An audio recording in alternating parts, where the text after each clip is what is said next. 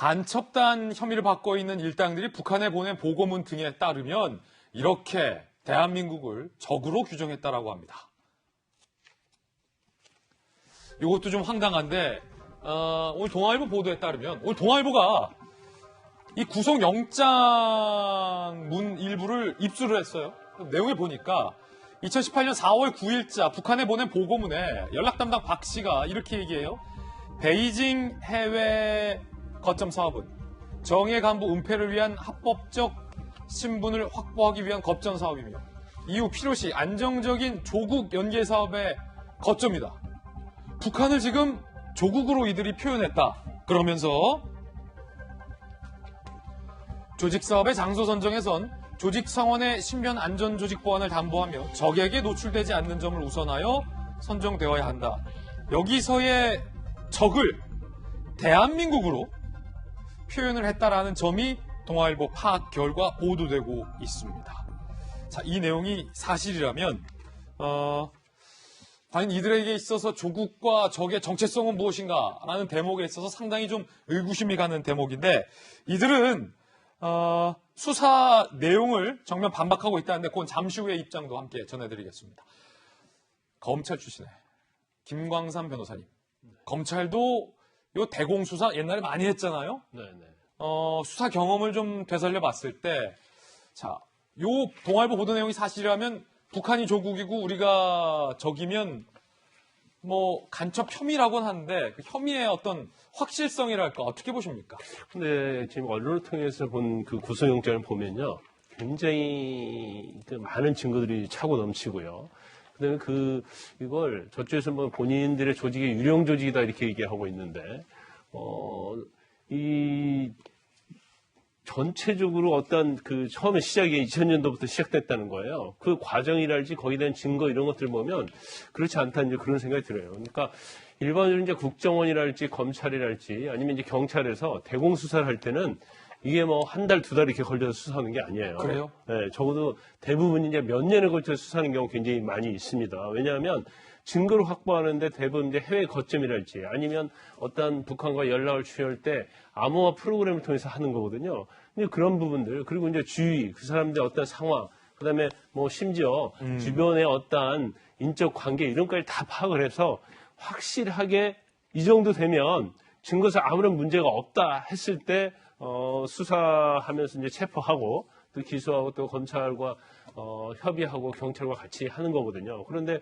이 사건을 보면 구속영장의 범죄 사실 자체를 보면 굉장히 수사를 하는데 이제 치밀했다는 그런 생각이 들어요. 예. 특히 뭐 지령이랄지 그 과정에서 어떤 식으로 북한과 연락을 했고 또 경우에 따라서는 그랬다는 거 아니에요. 수사가 시작되면서 이 암호화 방법으로 북한과 통신하기 어려우니까 본인들이 운영하는 인터넷 신문을 통해서 예. 이걸 북한에게 다 알려줬다는 거 아닙니까? 바로 요 대목인데 네. 지금 지난 5월이에요.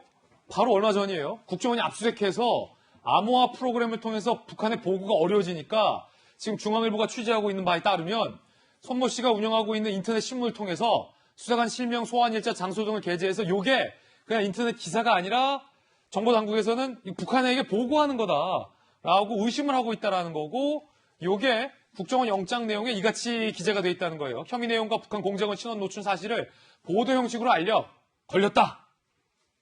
조심하라. 워닝을 준다. 뭐 이런 건데 이게 이럴 개연성이 있다고 보세요? 저는 충분히 개연성이 있다고 그래요? 봐요. 왜냐하면 인터넷 신문에 저런 내용을 특히 실명까지 거래하면서 게재하면서 수사관 이름까지 다 썼단 말이에요. 그리고 조사받은 일시, 장소 이런 걸 썼다는 것은 북한에 알려주면을 말미암아서 북한이 어떠한 거기에 방어적인 준비를 할 수 있는 그러한 것을 기회를 주는 게 아닌가 싶고요. 근데 최근 언론 보도에 보면요, 또 이런 게 나오더라고요. 그러니까 저도 언론을 통해서 봤어요. 그러니까 변호사가 직접 쓴 변호인 의견서. 네. 이걸 사실은 셀프 누출을 하는 거죠. 예. 근데 그 안에 보면 변호인 의견서는 이 사람들이 주장하는 내용이 무엇인가 다 나와 있어요. 예. 그리고 거기에 실질적으로 북한과 같이 공작을 하고 같이 거래를 했던 사람의 이름이 다 나와 있단 말이에요. 예. 근데 이건 다 거짓말이라는 취지로 변호 의견서가 돼 있는데 이 변호 의견서를 딱 보면 이 네 명이 주장하는 내용이 무엇인지 그리고 수사 진행이 어떻게 됐는지 이게 굉장히 다 알 수가 있어요. 그러니까 수사 기록 전체를 볼 수 있을 정도로 다 알 수 있는 내용들이다. 이게 사실 북한을 향한 일종의 보고일 수도 있다. 그렇죠, 그렇죠. 그래서 언론 보도 내용대로 진짜 변호인 의견서 자체를 언론에 주었고 이것이 보도가 되었다고 한다면 그 의도가 무엇이겠는가? 그 결과적으로 북한으로 하여금 어떤 대책을 세우고 같이 접선했던 사람의 어떤 신분 자체를 감추기 위한 그 의도가 아닌가 싶습니다. 그래서 이 사람들이 상당히 어떤 그 언론 보도가 맞다고 한다면 충성의 정도가 네. 오히려 북한에서 내려온 사람들보다도 더 좀 강하지 않는가. 북한이 조국이고 대한민국이 적이고. 네. 그런데 우리가 보통 보면 개인적으로 이제 수사를 받게 되면 사람들이 이런 생각을 하죠. 아, 내가 어떻게 하면 형을 적게 받을까?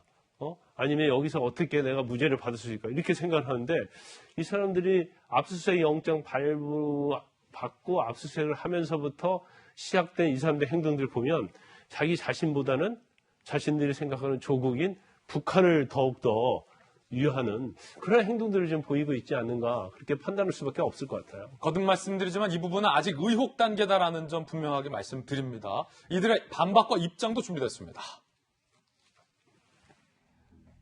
동지회는 공안기관이 조작한 유령 조직이다. 충북 동지회 이게 뭐 실체가 없다. 우리가 접촉했다는 북한 공정원 3명도 실제하지 않는 인물이다. 짜맞추기식 수사와 불법 사찰 동안 불법 취득물의 결과다라고 강하게 반박을 하고 있다는 입장도 함께 보도해드리겠습니다.